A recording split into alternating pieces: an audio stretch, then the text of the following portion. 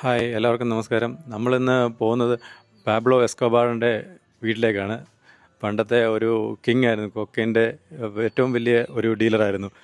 ഈ ലോകത്തിലെ മൊത്തത്തിലെ cocaine control ചെയ്തിരുന്നത് ഈ പുള്ളിയായിരുന്നു. നമുക്ക് പുള്ളിയുടെ വീട്ടിലോട്ടാണ് പോകുന്നത്.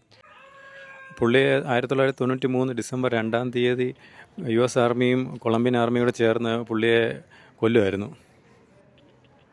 പാബ്ലോ എസ്കോബാറിന് ഏകദേശം 500 പ്രോപ്പർട്ടി ഉണ്ടായിരുന്നാണ് പറയുന്നത്. കൊളംബിയ മൊത്തത്തിൽ 500 പ്രോപ്പർട്ടി. ഇത്രയും പ്രോപ്പർട്ടി ഉള്ളതിൽ പുള്ളിക്ക് ഏറ്റവും ഇഷ്ടപ്പെട്ടത് നെപ്പോളിസും മനുവല എന്നുള്ള ഈ പ്രോപ്പർട്ടി, നമ്മളിപ്പോൾ പോകുന്ന പ്രോപ്പർട്ടിയുമാണ്. നെപ്പോളിസിൽ കൂടുതലും മൃഗങ്ങളെയൊക്കെയാണ് കൊണ്ടുവന്നിരുന്നത് പുള്ളി. ഹിപ്പോപ്പൊട്ടാമസ്, അങ്ങനെ പല ജീവികളും അവിടെ ഉണ്ടായിരുന്നു.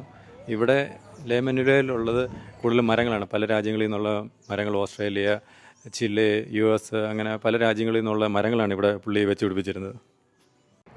ഇതാണ് നമ്മുടെ ലൊക്കേഷൻ മാപ്പ്.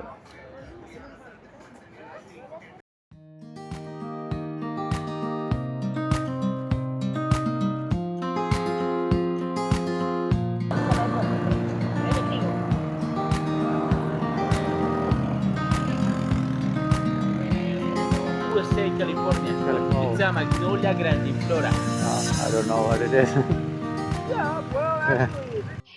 എസ്കോബാറിൻ്റെ അവസാന കാലഘട്ടം ആയപ്പോഴത്തേന് പുള്ളിയുടെ ശക്തിയൊക്കെ ക്ഷയിച്ചു. അപ്പം ഓപ്പോസിറ്റുള്ള ആൾക്കാർ ഇവിടെ വന്ന് ഡൈനാമൈറ്റൊക്കെ വെച്ച് പൊട്ടിക്കുകയും അങ്ങനെ ഈ ബിൽഡിംഗ് മൊത്തം തകർക്കുകയൊക്കെ ചെയ്തു. പിന്നെ അതിനുശേഷം പുള്ളിയെ വധിച്ച ശേഷം ആൾക്കാർ വന്ന് ഈ ട്രഷറിന് വേണ്ടി പുള്ളിയെ ഒത്തിരി സ്വർണവും ക്യാഷും ഒക്കെ ഒളിപ്പിച്ച് വെച്ചിട്ടുണ്ടെന്ന ആൾക്കാരുടെ ധാരണ. അങ്ങനെയുള്ള ധാരണയിൽ ആൾക്കാർ വന്ന് ഇതെല്ലാം കുത്തിപ്പൊളിക്കുകയൊക്കെ ചെയ്തു. അതാണ് ഇപ്പോൾ നമ്മൾ കണ്ടുകൊണ്ടിരിക്കുന്നത്.